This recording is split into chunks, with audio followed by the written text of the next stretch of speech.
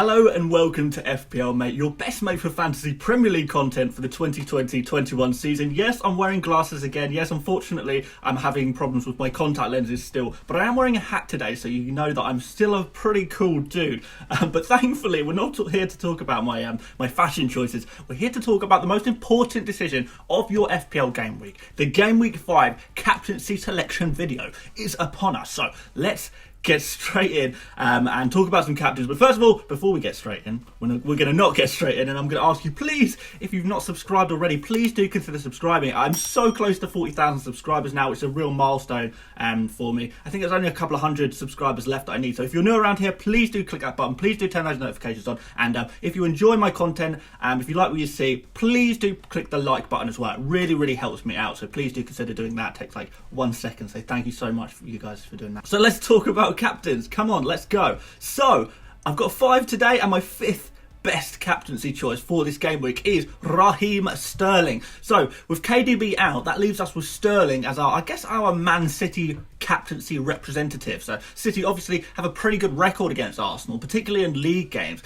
They play at home, which is an advantage too. And Aguero is potentially back. Maybe there's a small chance, which could put Sterling back on the wing if you prefer him there, or he could remain as a forward if not, if you like him there. So different advantages depending on whether you like that or not. But you know, City have had a weak start. They've had some injury problems, KDB included. So it's a case of, do you think Sterling is going to step up and be the main man? Or do you think City will kind of struggle a little bit maybe? If you think Sterling is going to be the main man, then you could captain him. He could be on penalties, which is really nice. And Arsenal do like to give away a penalty. He's also a huge differential at 6.1% ownership. So that could give you a real rank swing if Sterling pops off. But all in all, I don't really fancy Sterling. There's just a real limited amount of premium players I'd be comfortable with picking as captain this game week. So Sterling, I guess he kind of lies somewhere between being the best of the worst and the worst of the best.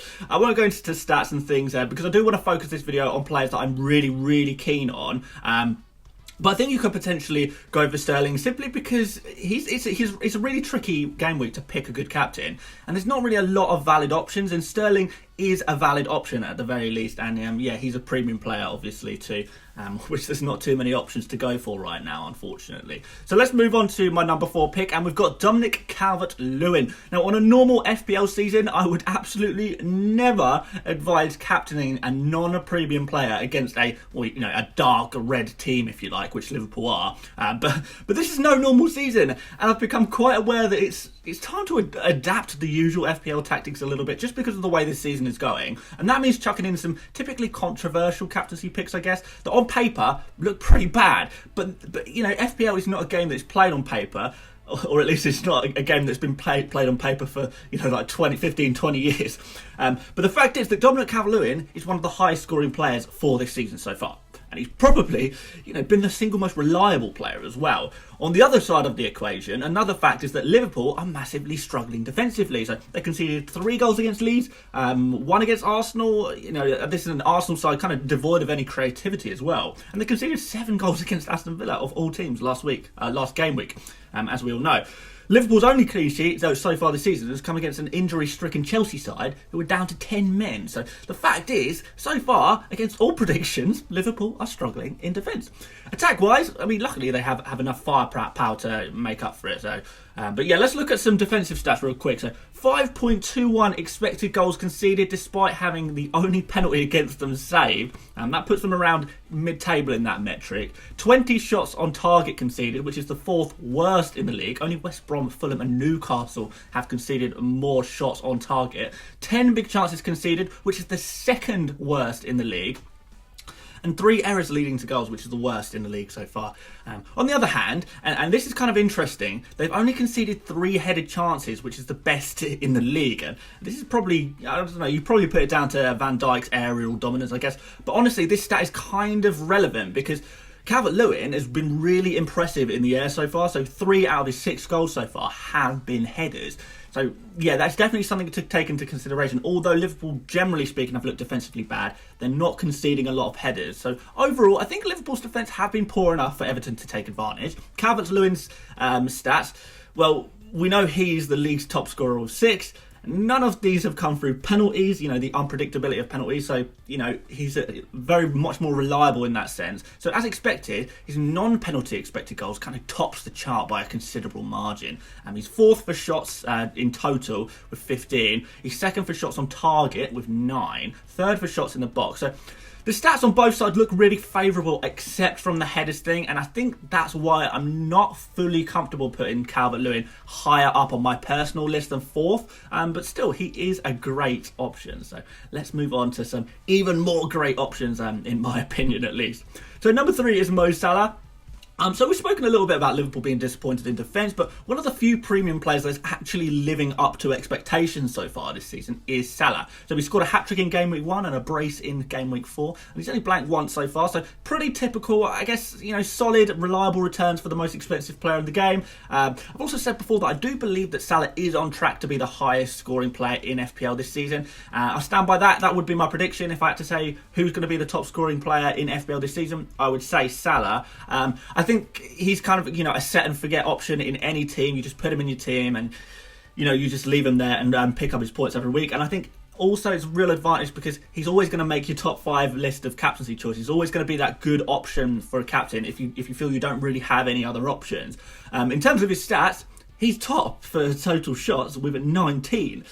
Top for shots in the box with 15. And he's 4th for expected goals, a little bit lower, but still pretty high in 4th. 3.23 expected goals so far. 5 total goals in 4 is really nice stat too. So as usual, he's shooting a ridiculous amount and giving himself plenty of chances to score.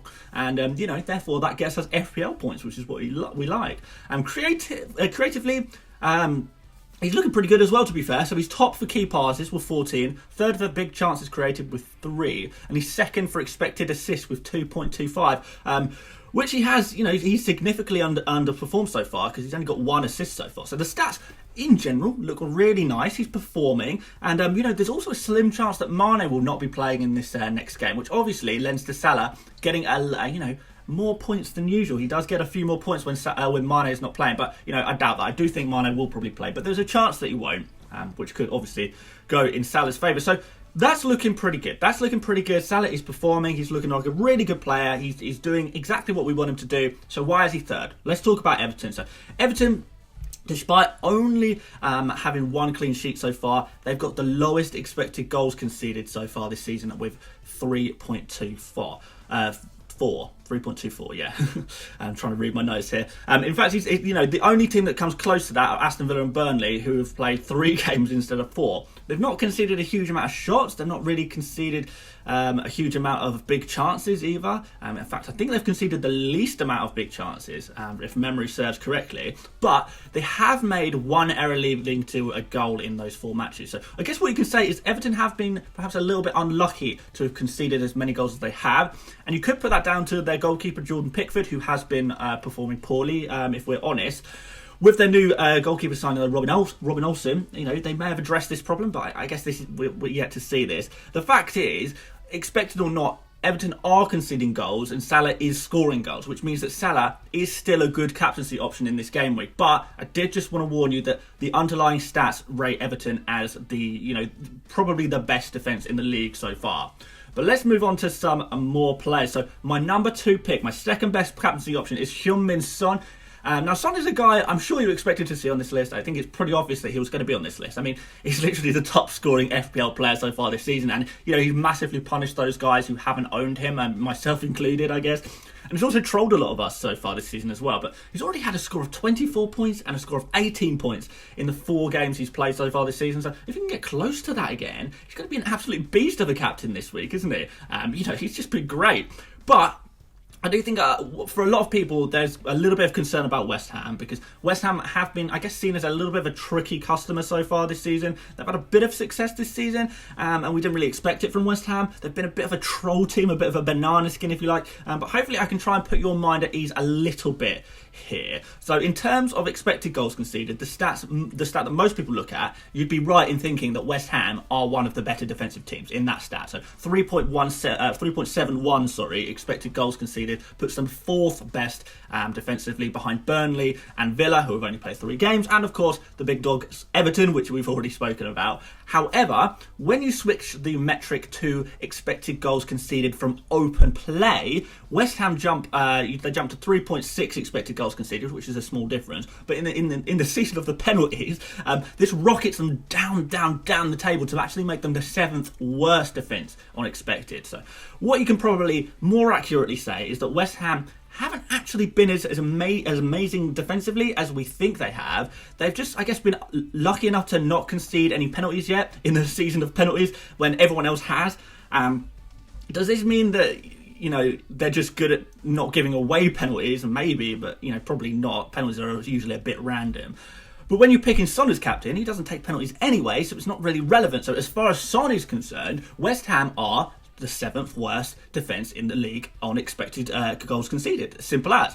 What I can tell you is the West Ham, whilst conceding an average amount of shots, they aren't conceding many shots on target. I think that has something to do with the lack of creativity from the teams they've played so far to create quality chances. Maybe some disappointing performances from forwards such as Aubameyang and Vardy from open play, who obviously has been pretty poor. So I think informed forwards like Kane and Son can break down West Ham. I'm not saying that West Ham are a bad defence, far from it. But they're not as amazing as people are claiming. Quickly, on the note of Son, because I do want to move on to my number 1 pick. The reason I'm not putting Son as number 1 is, although his underlying stats, they are pretty good. They do look strong. He is overperforming them at the moment by quite some bit. So his underlying stats aren't quite as good as players like CalvertLewin, players like Salah, or even my number 1 pick today. So I personally would feel a little bit more comfortable going for a player that has fantastic underlying stats that back up their actual output rather than in spite of it. So without further ado, let's go on to my number 1 captaincy choice for Game Week 5. But I know I've just ended on a negative note on Son as well there. He's my number 2 choice. He's still fantastic. But there's one better, in my personal opinion.